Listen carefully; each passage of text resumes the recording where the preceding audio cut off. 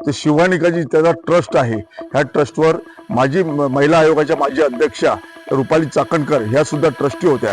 तर ह्या शिवानिका ट्रस्टची पूर्ण चौकशी करण्याचा निर्णय घेतला आहे आणि त्याच वेळी ह्या ट्रस्टवर जे ट्रस्टी होते त्यांची सुद्धा चौकशी करण्याचा जो निर्णय आहे तो ह्या SITने घेतल्यामुळे कदाचित रुपाली चाकणकर यांना चौकशीसाठी बोलवलं जाईल।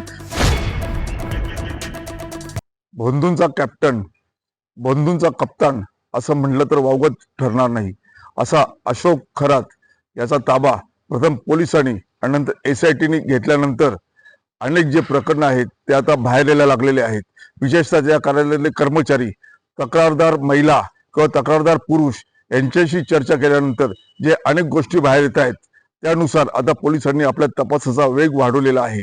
त्यातच आता SITने जे आहे ते शिवानिकाजी त्याचा ट्रस्ट आहे। ह्या ट्रस्टवर माजी महिला आयोगाच्या माजी अध्यक्षा रुपाली चाकणकर ह्या सुद्धा ट्रस्टी होत्या। तर ह्या शिवानिका ट्रस्टची पूर्ण चौकशी करण्याचा निर्णय घेतला आहे आणि त्याच वेळी ह्या ट्रस्टवर जे ट्रस्टी होते त्यांची सुद्धा चौकशी करण्याचा जो निर्णय आहे तो ह्या SITने घेतल्यामुळे कदाचित रुपाली चाकणकर यांना चौकशीसाठी बोलवलं जाईल।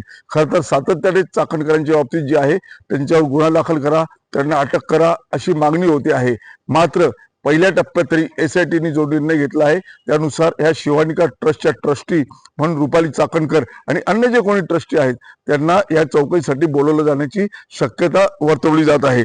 त्याचवेळी आज जी माहिती बाहेर येते, एक एक माहिती बाहेर येते ती काल्पनिक म्हणता येणार नाही, सत्यच माहिती आहे, मात्र आपण कल्पना करू शकत नाही अशा प्रकारची एक एक माहिती जी आहे ती उजेडात येते आहे। त्यातच अशोक खराचा जो बंगला आहे जो नाशिक मध्ये आहे, आधी अतिशय मध्यवर्ती स्थितीत असणारा हा बंगला आहे। तर या बंगल्यात जे आहे त्या 5 कोटी रुपयाचा सुमारे बंगला आहे आणि या बंगल्यात अमावस्येच्या रात्री जे बडे धेंडे आहेत, आमदार असतील, खासदार असतील, मंत्री असतील, उद्योजक असतील, ज्यांना अशोक खराच्या कार्यालयामध्ये जाणं शक्य नव्हतं किंवा त्याच्या सिन्नर परिसरातील शेतात तिथल्या मंदिरात जाणं शक्य नव्हतं, ईशान्येश्वर मंदिरात जाणं शक्य नव्हतं, असे खाजगी भेटीसाठी ह्या सगळ्या प्रमुख व्यक्ती ज्या आहेत त्या या नाशिक मधल्या बंगल्यावर येत असत आणि त्या सल्ला घेत असत।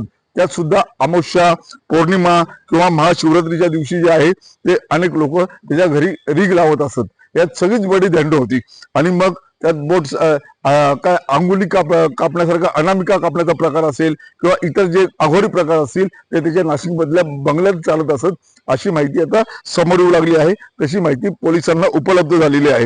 हा बंगला अतिशय आलिशान होता।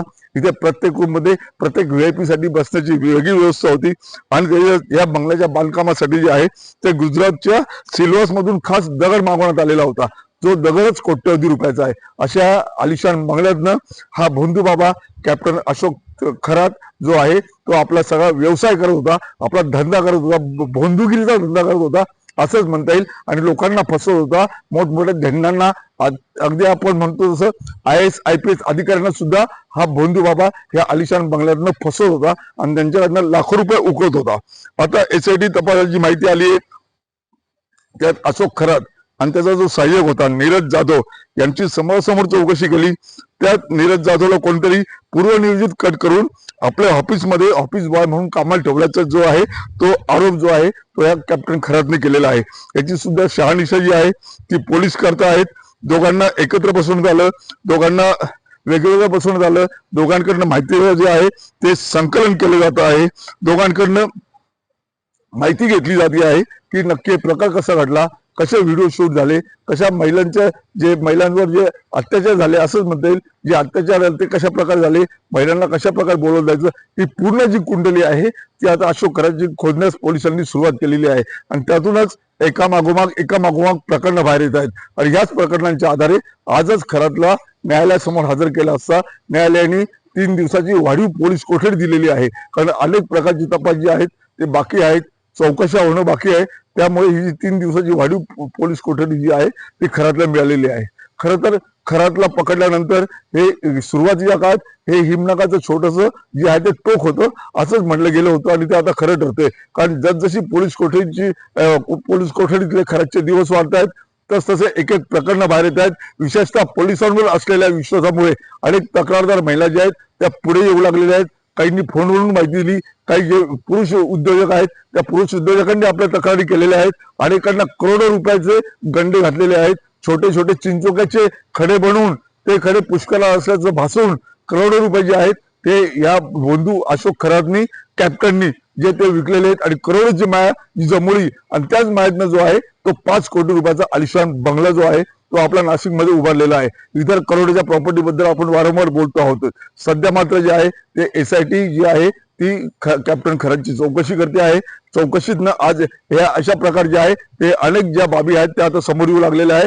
पुढच्या 3 दिवसात याबाबत अजून निश्चित काही धक्कादायक खुलासे बाहेर येतील याची पोलिसांना निश्चितच खात्री आहे.